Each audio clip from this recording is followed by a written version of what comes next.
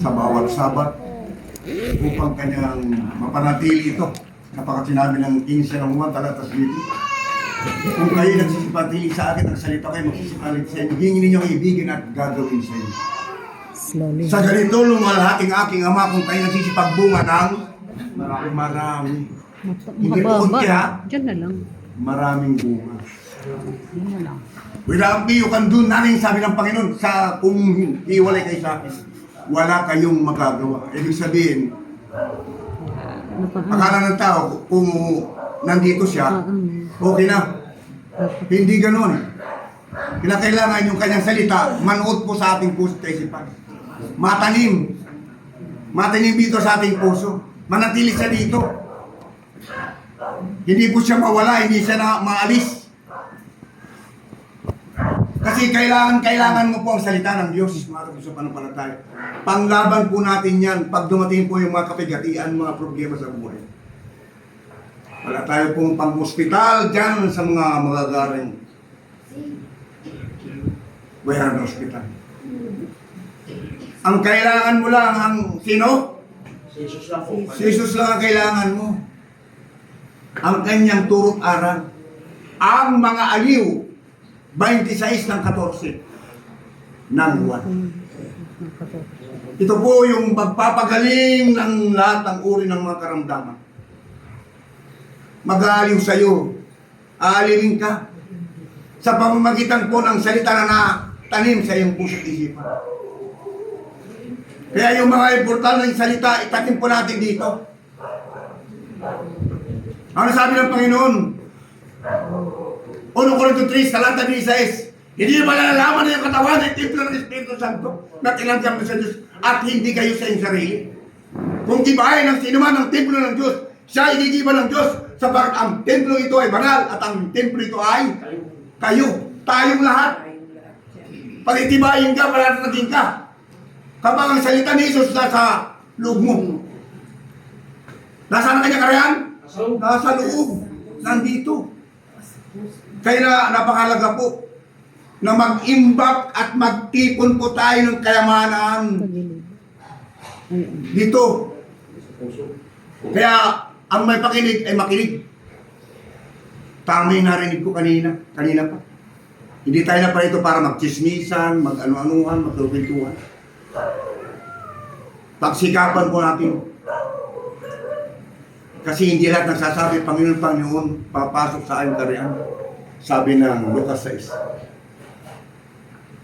Kundi yung gumaganap lamang ng kanyang kalooban. Ano bang kalooban? Sampalatayan si Jesus na kanyang sinugo. Taming narinig po natin. Gawa 4:3. Sa kanino mang iba. Gawa 4:3. Sa kanino mang iba ay walang kaligtasan. Sapagkat walang pangalan na ibigay na sinong labis ko at ikaligtas kundi ang pangalan Jesus. Inisa-isa ng ating kapatid kanina, Jesus. J, Jesus. A, Emmanuel. S, Supremo. U, Universum is Salvador. Hindi mo pangalan yan. Makapangyarihan yan. Lahat ng tuhod ay sa pangalan nino?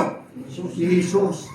Magi ang nasa langit, magi ang nasa babaw ng lupa, magi ang nasa ilalim ng... Ano ba yung nasa ilalim ng lupa? Destroyer. Mga destroyer po yan, lindol, mga salot, nagagalit po sa ilalim ng lupa yan. Magwawasak. Mga wawasak po yan. Pero pag nasa Iso Kristo, Walang mawawasak. mananatili. Langit at lupa lilipas! Lahat ako at ang aking mga salita lilipas. Panghawakan ko ng tinatibay ito. Hawakan mo mati ang turo at anak. Huwag mong bitawan, ingatan, sapagat siya ay iyong buhay. Napakalaga po yung turo. Yung ating kakatipunan sa bawat sintro, sa bawat araw ng Sabat. Napakalaga po ito. Kaya ngayon abang lingkod, hindi po ako nagliliban sa pakikinig. Bakit? Kulang pang nasa akin. Lalo pa yung absinos ka. Iyon yung hindi naka-absent. Nagkukulang pa. Kasi ang sabi doon sa nabasa ko sa Ezekiel 24, ang kanilang mga paa ay mga matuwid na paa. At hindi sila pumipihit. Kung sila'y nagsisiyaon, ito sabihin hindi pumipihit. Andun, kung nasa ng isa, nandun ng tatlo.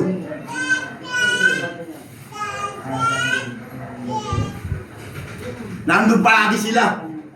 Nagsasama-sama. At kung sila'y nagpapayag, ibinababa ang kanilang mga pakpak. Bakit? Walang mataas dito kundi ang Diyos lang. Jesus lang. Yan lang. Tayong lahat po ay kasangkapan ng Diyos. Kung walang Diyos, wala tayong kabuluhan. Mga sa pangpalpal. Siyang may kabuluhan, siyang may karangalan, kapurihan, kalulatian, kaligtasan. Kanya lang. Wala tayong gagawin kundi ang manatili. Saan? Sa Kanya. Kung aking dapat alipin, kung sa aking pupabalik, maratnan ko siyang kayo, para na ginagawa. Katotohanan, ipagkakatiwala sa Kanya ang lahat niyang mga pag-aari. Kayo pag-aari? Pag-aari ni Jesus. Ang lain, lahat. Ama, ang lahat ng iyo ay akin, at ang iyo, at ang mga akin ay iyo. Kaya ang karangalan, Kanyang kapurihan. Wala ka. Pero ang lahat ng Kanya, iyo. Ganun po ang sekreto dito. Makapasa pa ng palataya. Napakabuti ko ng aking Panginoon. Pinagkatiwala niya sa lahat, sa bawat sa atin. Ano sabi ng Santiago 2, ang talata 5? Hindi ba sa inyong mga dukha, ipinagtitiwala Diyos ang kanyang mga pag-aari para maging ano? Para makakapagmana sa kaharian kanyang itinangako. Anong kaharian ito? Magagalaw ba ito? Hindi po magagalaw yung kaharian na ito. Manatili po magpakigay naman. Makapisip lang. Napakabuti po ng ating Panginoon. Swerte mo. Isa ka na napili ng Panginoon na pinili niya. Kaya piliin mo rin ang araw ng kanyang gusto na ikaw, pagdating niya, nandito ka. Naunawaan niyo ako? Yan ang gusto niya. Piliin mo yung mga gusto niya. Yung nakalulugod sa kanya. Kasi kung nakalulugod ka sa kanya, lahat daw ng kanyang pag-aari, pagkakatiwala sa iyo. Eh paano ka pagkakatiwala kung hindi ka nga pagkakatiwalaan? Sino ba pagkakatiwalaan ng Panginoon? Di ba ang kanyang mga tapat na lingkod na mga banal? Ang sabi ng Panginoon sa 17 na Apocalypse, talata 14, magigibaka ang mga ito laban sa kordero. At sila'y dadaigin ng kordero, sapagat ang kordero ay Panginoon, Panginoon at hari ng mga hari. Maging ang kanyang mga kasama. Sino ba kasama niya? Tayo po. Tayo ang tinutukoy ng mga kasama niya. Ng mga tapat at mga pili. Hindi lang pala tapat. Pili din. Pinili ka. Saan ka pinili? Itanong niyo sa akin.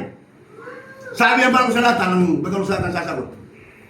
Pinili ka niya sa hurno ng kalamatian. Mapalad ka kasi yung iba hindi pinili. Tuloy-tuloy na sila noon. Salamat ka, nagsulto ka sa kalamdaman. Bakit pinili ka? Hinango ka niya. Mahal na mahal ka niya. Kasi nakikita ang kanya ng kabanalan. Ang gusto niya maging sakdal, maging banal sa kanyang paningin. Kagaya niyang banal. Kaya ang sabi ng unang Pedro 5, 1 talata 15, kayo mo kapag banal sapagat siya ang tumawag sa inyo ay banal. Banal siya. Di ba? Mga kapatid sa palipartado. Ito po ang tunay. Tunay na pag-aaral itong ating kasampuhan.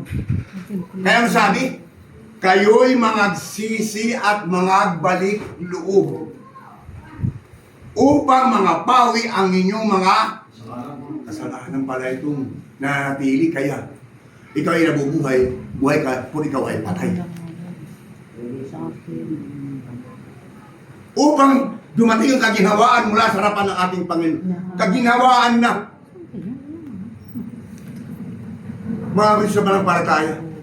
ikaw ang nakakasangpa ng Panginoon para magbigay rin ng lakas doon sa mga nangihina. Sumasayo na kasi ang malakas. Sino ba yung malakas? Panginoon Jesus po. Hindi naman ikaw yung malakas. Ang Panginoon ang malakas.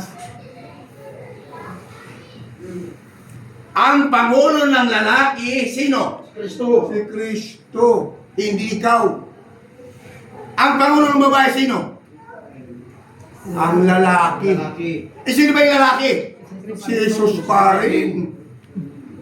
Pag ganun-ganun naman tayo, siya pa rin. At ang Pangulo ni Jesus, sino? Ang Ama. Ama. Siya pa rin. Siya pa rin. Di ba? Napakabuti ng ating Panginoon. Pinagkaganong-ganon lang niya, pero pinaunawa sa atin ng bawat... At sino itong babae na ang kanyang Pangulo ay lalaki? Tayo po yan. Magbasa po tayo. Tama sinabi natin kapatid. Dito sa... Basahin po natin ang...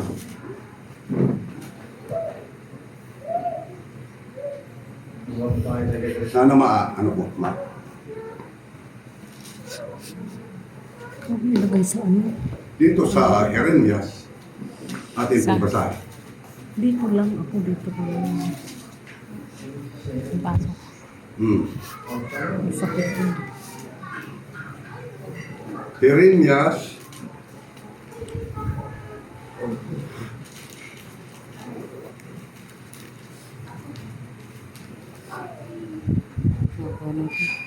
Ano muna?